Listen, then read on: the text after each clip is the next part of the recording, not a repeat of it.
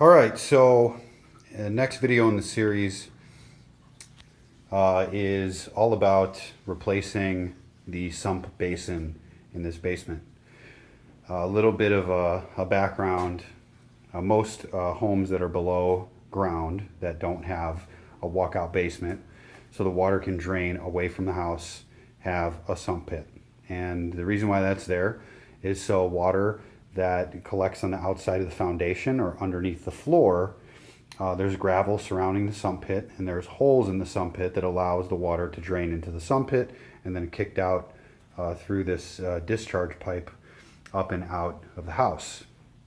Some houses, like mine, have a French drain. So there's a drain around the perimeter of the outside of the house that collects water as it comes down the outside of the exterior wall and then goes into the sump pit and then again gets kicked out of the house and out to the street.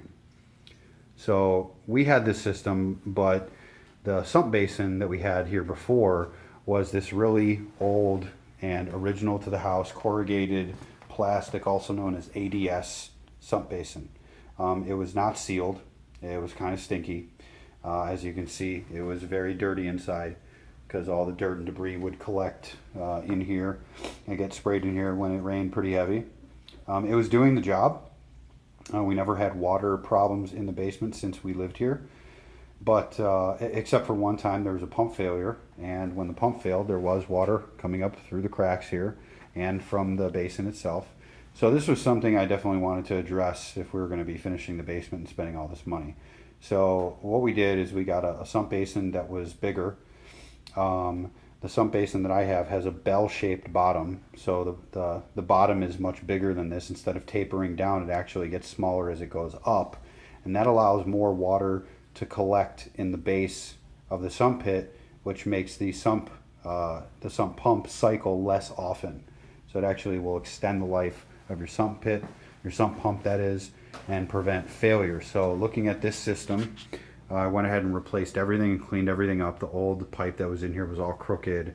It didn't even look like there was any primer on it. I didn't see any purple at any of the connecting joints. Here, obviously, you see that I primed and I sealed every single joint.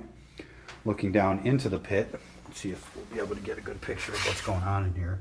You can see the bell-shaped bottom. So you can see how the bottom, there's that little lip.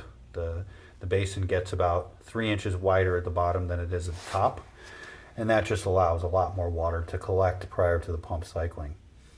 Also, the old basin didn't have any perforations in the side, and as you can see here on the side, there's little perforations all around the inside of this basin.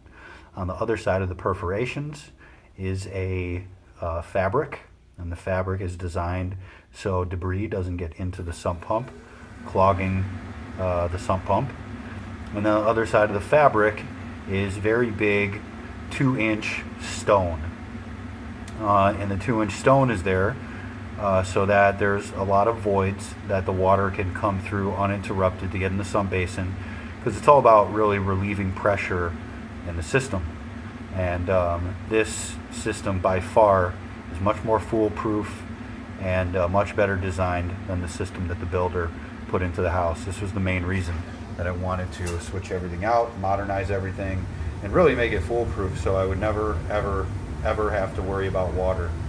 Also, I wanted to seal all this up. You see we've got grommets here that are sealing the cords. We have a grommet right here that is sealing this pipe that's coming out with both pumps attached to that pipe. And then this is another hole, and I'm going to be putting in a water-based backup pump. You can Google it. It's pretty cool. Basically, it ensures that if your main pump goes out, your backup pump goes out, or your battery goes out in a power failure, the water-based pump works off the city water inlet, which pretty much will never go out, and it's the third line and final line of defense against a massive trifecta of failure. So I'm hoping that this puts to rest any worries that I or any future owner has about water in this house. Hopefully you enjoyed the video. Thank you.